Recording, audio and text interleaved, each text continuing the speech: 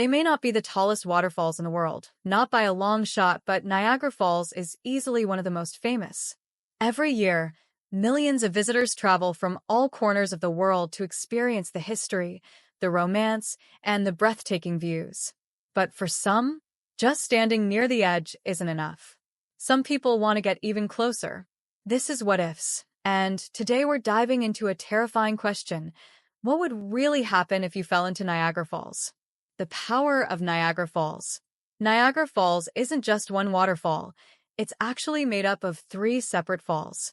But the one that steals all the attention is the Canadian Horseshoe Falls.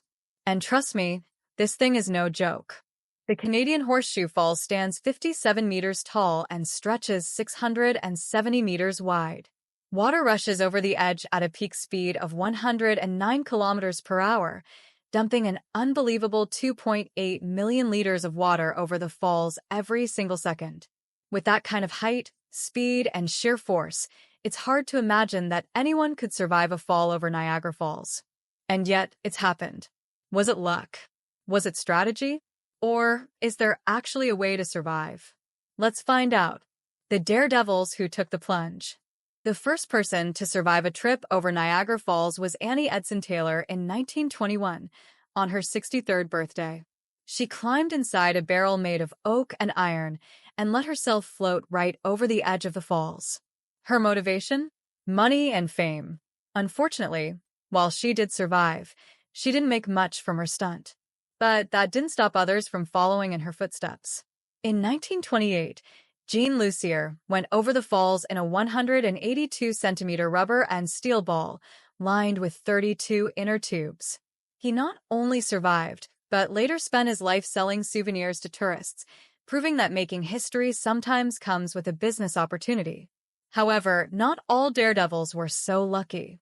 Out of the 16 people who have attempted to conquer the falls, only a little more than half have lived to tell the tale.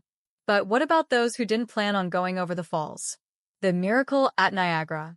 To date, only 5 people have survived an unprotected fall down the Canadian Horseshoe Falls. The first and youngest was Roger Woodward. In 1960, at just 7 years old, Roger was in a boating accident that caused him to be swept overboard and straight over the falls. Somehow, he survived.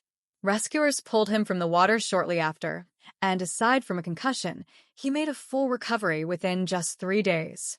To this day, Roger's survival is known as the miracle at Niagara. Most rescuers and Niagara Falls experts agree that surviving an unprotected fall is 99% luck. But if you ever find yourself plunging towards the falls, there are a few things that might just increase your chances.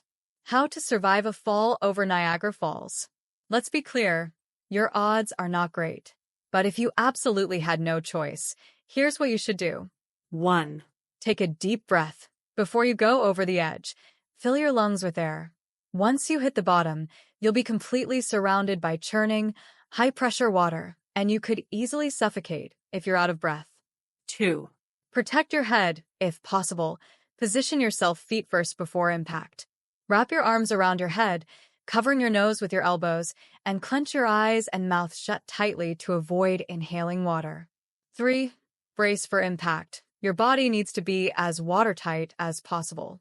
Tense up all your muscles, press your legs together, and prepare for a high-speed collision with the water below.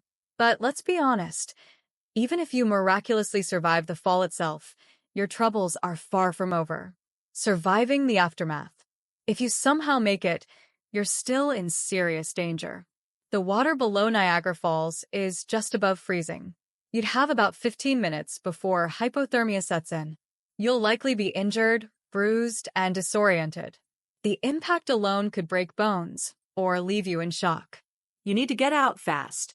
If you can stay calm and focus on escaping, you might just become one of the lucky few to survive a fall over Niagara Falls.